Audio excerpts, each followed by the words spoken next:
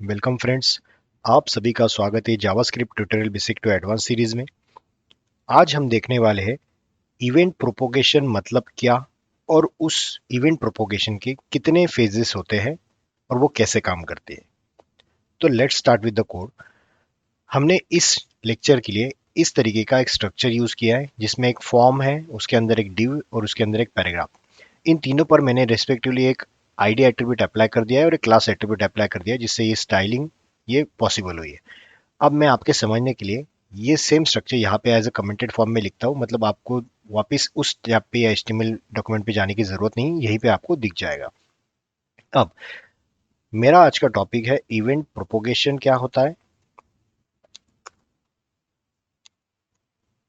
यहाँ पे मैं लिखता हूँ इवेंट प्रोपोगेशन क्या होता है और इवेंट प्रोपोगेशन के कितने सारे फेजेस होते हैं। तो ये इवेंट प्रोपोगेशन के 3 फेजेस होते हैं।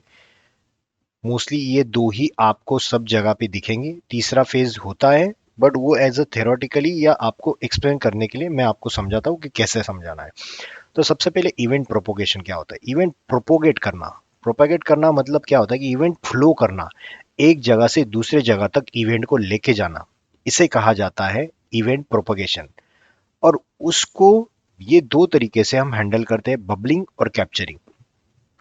फॉर एग्जाम्पल, जैसे मैंने सपोज पानी में पत्थर मारा है तो वो पत्थर जहां पे गिरा है वहां से आपकी वेव्स चालू होती है और बाहर तक आती है, राइट।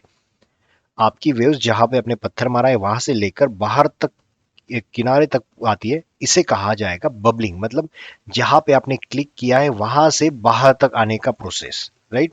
मैं इसको आपको समझने के लिए लिख देता हूं, चाइल्ड टू पेरेंट, राइट। और उसी का उल्टा, मतलब जब पेरेंट से लेकर चाइल्ड तक अंदर तक इवेंट प्रोपोगेट होते आएगा तो उसे कहा जाएगा कैप्चरिंग। और जब ये चीज खुद के ऊपर अप्लाइड है, टारगेटेड एलिमेंट के ऊपर ही अप्लाइड है कि यही टारगेट है और इसके ऊपर मुझे इवेंट प्रोपोगेट करना है या इवेंट ट्रिगर करना है, तो उसे कहा जाता है टारगेटेड। अभी तक हमने जो देखा था वो तो ट्रिगर टारगेट प्रोपोगेशन, मतलब किसी भी एलिमेंट के ऊपर आपने कोई इवेंट क्लिक किया या कुछ इवेंट फोकस या जो भी आपने इवेंट्स यूज किए, तो वो यूज करने का फेज था टारगेट फेज, जो आपके पहले वीडियोस में मैंने आपको समझाया है। आज हम ये बचे हुए दो प्रोपोगेशन के फेजेस देखने वाले। तो मैं वन बाय वन एक एक चालू करता हूँ। सपोज मैंने ये तीन एलिमेंट है, फॉर्म, डिव और पेरेंट, ये तीनों को मैंने टारगेट करके रखा है इस तरीके से, राइट। अब मैं क्या करता हूँ कि इस फॉर्म एलिमेंट के ऊपर मैं एक इवेंट अप्लाई कर देता हूँ, राइट। ये इवेंट में कंसोल लॉग की जगह पे एक अलर्ट लिख देता हूँ, मतलब आपको वापस कंसोल का स्टेटमेंट ओपन करने की या विंडो ओपन करने की जरूरत नहीं है। मैंने क्या किया है, फॉर्म एलिमेंट के ऊपर एक एड इवेंट लिस्नर यूज किया, और कौन सा इवेंट मैंने यूज किया है, क्लिक, कि जो मुझे अलर्ट के फॉर्म में बताएगा फॉर्म क्लिक्ड हुआ है। सेम तरीके से मैंने डिव के ऊपर भी एक यूज किया अलर्ट, और उसके साथ मैं यूज करता हूं पेरेंट के एलिमेंट के ऊपर भी। समझ पा रहे हो आप। मैंने तीनों के ऊपर टारगेट करके एक क्लिक इवेंट अप्लाई कर दिया, उसके अंदर अलर्ट लिख दिया। अब मैं जब इस पर्टिकुलर एलिमेंट पे क्लिक करता हूँ, सपोज मैं फॉर्म पे क्लिक करता हूँ, मैं फॉर्म पे क्लिक किया तो मुझे क्या कंसोल मिला, फॉर्म क्लिक, राइट। मतलब मैंने जो फॉर्म के ऊपर क्लिक किया है उसके अंदर जो लिखा गया है फॉर्म क्लिक, वो सही से वर्क करता है।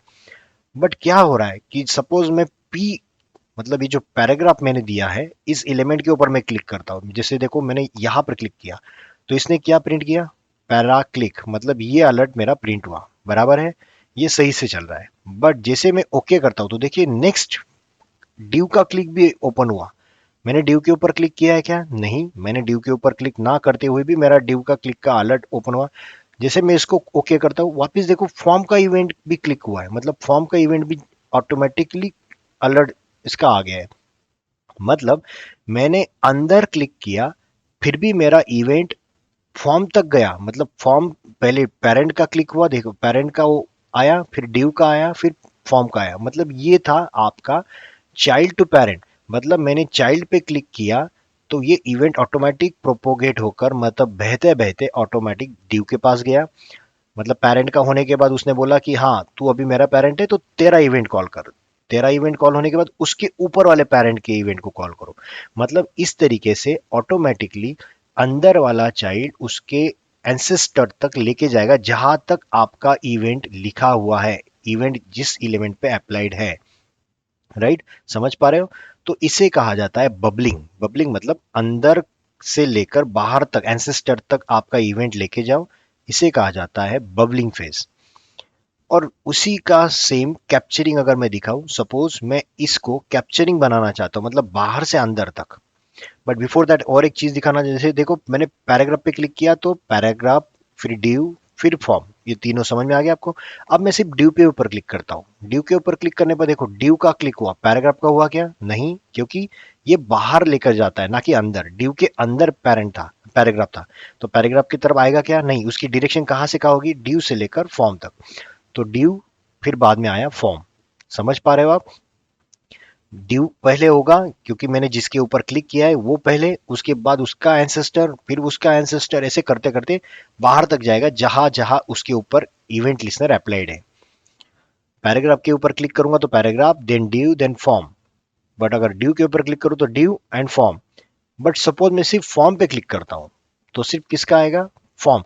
फॉर्म के ऊपर कोई एलिमेंट है क्या जिसके ऊपर एक्शंस लिस्नर यूज है? नहीं, फॉर्म ये अकेला है जिसके ऊपर वाले पे ऊपर कोई एलिमेंट है ही नहीं। और अगर होता भी और उसके अगर ऊपर या इसके अंदर ये आपने इवेंट लिस्नर नहीं अप्लाई किया था तो वो कॉल नहीं होता, राइट?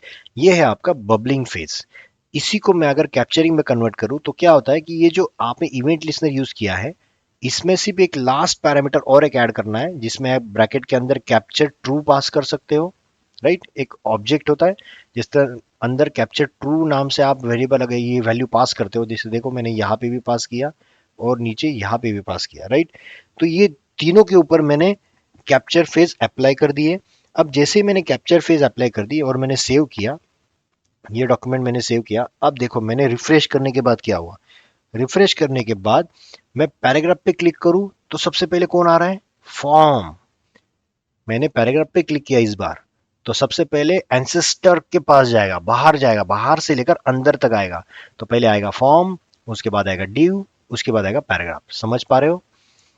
ये सीक्वेंस उल्टा हो गया, मतलब पेरेंट से लेकर चाइल्ड तक इवेंट प्रोपोगेट होते आएगा। मैंने भले पेरेंट पैराग्राफ पे क्लिक किया हो, अब मैं सपोज ड्यू पे क्लिक करता हूँ तो ड्यू का पेरेंट कौन है?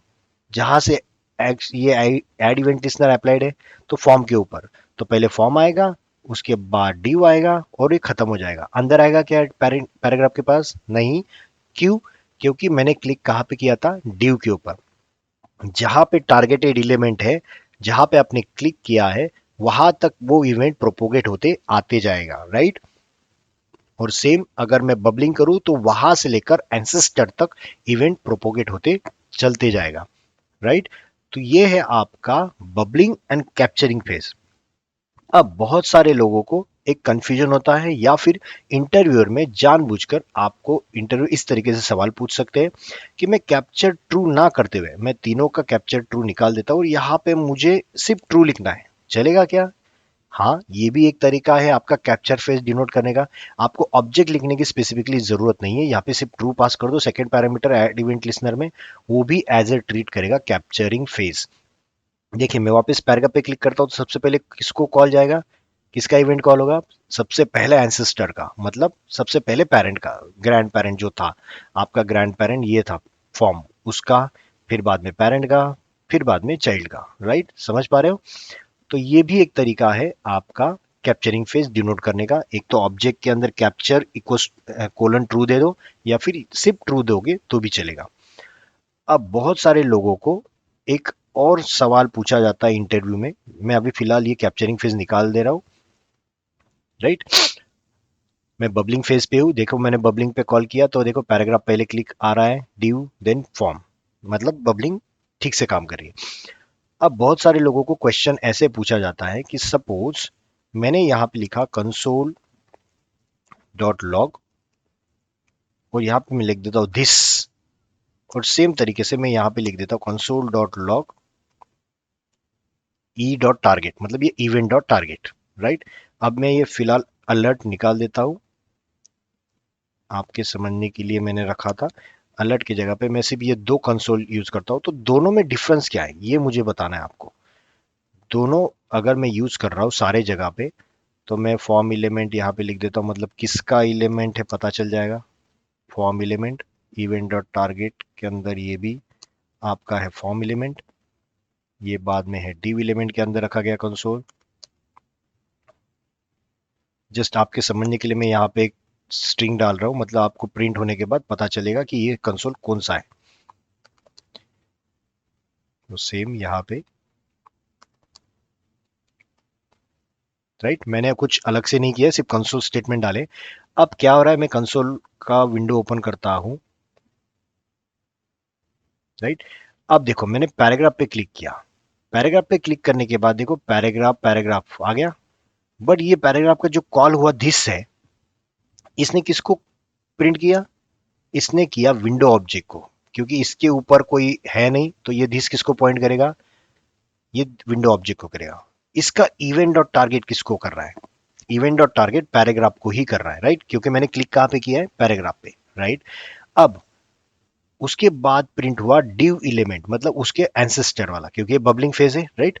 बबलिंग फेज में दिस किसको पॉइंट कर रहा है, दिस पॉइंट कर रहा है वापिस विंडो ऑब्जेक्ट को, राइट।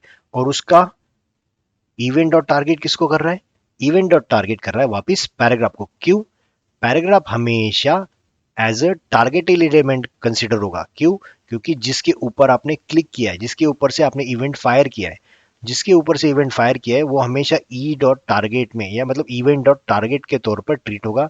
वो दिस हमेशा, दिस किसके ऊपर ट्रीट होगा, दिस ये विंडो ऑब्जेक्ट को ट्रीट होगा। अगर आपके समझने के लिए यहाँ पे मैंने दिस के जगह पे मैंने ऐसा कर दिया, चलो, मतलब आपको ये चीज पता होगी, मैंने पहले लेक्चर्स में ये चीज समझाई थी, ई यहाँ पे लिखा था, राइट। बाकी कुछ डिफरेंस है क्या, अब देखो मैंने क्लियर किया, मैं पैराग्राफ पर क्लिक करता हूँ। अब मेरा दिस चेंज होकर विंडो ऑब्जेक्ट चेंज होकर क्या हो गया, एलिमेंट आ रहा है। क्यों, क्योंकि आपका एरो फंक्शन दिस को हमेशा विंडो ऑब्जेक्ट के तौर पर ट्रीट करता है, और नॉर्मल फंक्शन जहां से कॉल हुआ है वहां पे, या जिस एलिमेंट पे आपने वो इवेंट लिखा है उसको पॉइंट करेगा। तो देखिए पैराग्राफ के लिए दिस किसको पॉइंट कर रहा है, खुद को, और इवेंट डॉट टारगेट मतलब मैंने क्लिक किस पे किया था, पैराग्राफ पे किया था, तो इसलिए दोनों में पैराग्राफ पैराग्राफ आया, राइट। अब उसके बाद आया ड्यू, ड्यू के अंदर दिस किसको पॉइंट करेगा, जिसके ऊपर इवेंट लिसनर अप्लाइड है। देखो तो दिस किसको पॉइंट कर रहा है, ये खुद को कर रहा है ड्यू को, बट उसका ई डॉट टारगेट किसको कर रहा है, जहां से इवेंट जनरेट हुआ। हमेशा याद रखना ई डॉट टारगेट हमेशा पॉइंट उसी को करता है जहां से इवेंट प्रोपोगेट होने के लिए चालू हुआ है, जहां से उसका ओरिजिन है। ओरिजिन पैराग्राफ से है, तो इसलिए पैराग्राफ ही हमेशा, देखो ड्यू एलिमेंट में भी पैराग्राफ और फॉर्म एलिमेंट में भी पैराग्राफ दिख रहा है। बट जो दिस है वो दिस किसको पॉइंट कर रहा है, दिस हमेशा खुद को पॉइंट करेगा जहां से वो इवेंट जनरेट होना, सॉरी, जहां पे वो इवेंट अप्लाइड है। तो दिस हमेशा जहां पे इवेंट अप्लाइड है उसको टारगेट करेगा, और ई डॉट टारगेट हमेशा जहां से ओरिजिन हुआ है इसको। तो मैं यहां पे आपके समझने के लिए लिख देता हूं, note this always points to the element which event listener is attached, or e dot target always points to the element on which event dot target is triggered, right। अब एक और सवाल आपको इंटरव्यू में पूछा जाता है कि सपोज मैंने पैराग्राफ पे क्लिक किया और मैं नहीं चाहता कि मेरा इवेंट बाहर तक जाए, मतलब मेरा पैराग्राफ क्या की लिमिटेड होना चाहिए, तो उसको आप कैसे रोकोगे। तो रोकने का तरीका है, यहां पर आपको लिखना है ई डॉट मतलब इवेंट डॉट स्टॉप प्रोपोगेशन नाम से एक मेथड होती है अपने पास। ये most of the time interview में पूछा जाता है। अगर आपका एक्सपीरियंस 1 से लेकर 5 इयर्स तक हो तो मोस्ट प्रॉब्ली ऐसे सवाल आपको रहेंगे इंटरव्यू में, कि अगर आपको इवेंट प्रोपोगेशन रोकना है, how to stop event propagation in JavaScript. तो स्टॉप करने के लिए जिसके यहां से स्टॉप करना है, मतलब मैं पैराग्राफ पे क्लिक करूं तो मेरे से पैराग्राफ का होना चाहिए, बाकी ड्यू और फॉर्म का नहीं होना चाहिए। तो पैराग्राफ के ऊपर मैं अगर लगा दूं तो देखो यहाँ पे मैं अलर्ट में वापस चालू कर देता हूँ आपके समझने के लिए, तीनों का अलर्ट चालू कर दिया है। अब मैं देखो पैराग्राफ पे क्लिक करता हूँ तो पैराग्राफ का आ गया, बबलिंग फेज है, बाहर तक जाना चाहिए। बट जैसे मैं ओके कर रहा हूँ तो देखो ड्यू और फॉर्म का नहीं आया। क्यों, क्योंकि ये लाइन ने इसका इवेंट प्रोपोगेट होना स्टॉप कर दिया, बाहर तक मतलब उसके एंसेस्टर तक उसने प्रोपोगेशन भेजा ही नहीं, इवेंट को भेजा ही नहीं। तो यह याद रखना, ई डॉट स्टॉप प्रोपोगेशन ये मेथड हमेशा इवेंट को प्रोपोगेट होने से रोकेगा, और इसके बाद कोई भी इवेंट प्रोपोगेट नहीं होगा। अब 99% लोगों को एक सवाल का आंसर नहीं आता होगा। मैं गारंटी के साथ बताता हूं कि ऐसा अगर आपको किसी इंटरव्यू में पूछा जाए कि मुझे स्टॉप इमीडिएट प्रोपोगेशन और स्टॉप प्रोपोगेशन इन दोनों में डिफरेंस बताना है, राइट, ये भी एक मेथड है हमें स्टॉप करने के लिए प्रोपोगेशन। तो ये दोनों में डिफरेंस क्या है स्टॉप प्रोपोगेशन और स्टॉप इमीडिएट प्रोपोगेशन में? जैसे देखो, मैं अभी फिलहाल इसको कमेंट करता हूँ, दोनों का डिफरेंस बता रहा हूँ, ठीक से देखना। मैंने यही इवेंट कॉपी पेस्ट किया है, यही एलिमेंट के ऊपर मैंने 2 क्लिक इवेंट अप्लाई किए, और मैंने यहां पे लिखा है, जस्ट आपके समझने के लिए लिख देता हूं, ये फर्स्ट है, जो पहला इवेंट था वो फर्स्ट था, सेकंड वाला ये देखो, मैंने पैराग्राफ पे क्लिक किया तो पहले पैराग्राफ क्लिक 1 का आया, पैराग्राफ क्लिक 2 आया, फिर आएगा डिव, फिर आएगा फॉर्म, राइट। मतलब ये दोनों इवेंट क्लिक पहले चलेंगे, फिर बाद में प्रोपोगेट होते ऊपर ऊपर जाएगा। बट जैसे ही मैं इवेंट स्टॉप प्रोपोगेशन करूं एक के ऊपर, राइट, पहले वाले इवेंट के ऊपर मैंने स्टॉप प्रोपोगेशन किया, तो देखो मैंने क्या किया, जैसे क्लिक करूं तो ये इसने पहला कॉल किया, दूसरा भी कॉल किया, बट देखो ड्यू और फॉर्म दोनों रोक दिए, राइट। क्यों? इसने यहां से ऊपर जाने वाले इवेंट को प्रोपोगेट होना रोक दिया। और यही चीज अगर मैं इसके अलावा वापस एक बार दिखाता हूं आपको समझने के लिए, देखो पहले क्लिक 1 क्लिक 2 मतलब दोनों आ गए, दोनों के इवेंट फायर हो गए। जब मैंने स्टॉप प्रोपोगेशन किया तो ऊपर वाले सिर्फ बंद हुए। अब मैं देखो मैंने यहां पे कमेंट कर दिया और यहां पे अनकमेंट कर दिया, राइट। डिफरेंस कुछ नहीं है, स्टॉप इमीडिएट प्रोपोगेशन कर दिया। तो देखो मैंने रिफ्रेश करते वापस पैराग्राफ पे क्लिक किया, क्या हुआ, पैराग्राफ 1 का क्लिक, अब दूसरा आया ही नहीं। दूसरा क्यों नहीं आया? तो इसका मतलब ये होता है कि सेम एलिमेंट पर अगर कोई अदर भी इवेंट्स अप्लाइड है, अदर इवेंट्स भी अप्लाइड है, जैसे क्लिक 2 बार थे, तो ये क्लिक में से अगर इसने इमीडिएट प्रोपोगेशन स्टॉप कर दिया है तो बाकी इवेंट्स उसके ऊपर अप्लाइड, वो एलिमेंट के ऊपर अप्लाइड जो इवेंट थे वो भी रुक जाएंगे, वो भी कॉल होना बंद हो जाएगा, राइट। समझ रहे हो? मैं वापस डिफरेंस बताता हूँ, स्टॉप प्रोपोगेशन हमेशा ऊपर के इवेंट प्रोपोगेशन रोकता है, उस एलिमेंट के ऊपर मल्टीपल अगर इवेंट्स अप्लाइड है तो वो प्रोपोगेशन बंद नहीं करता।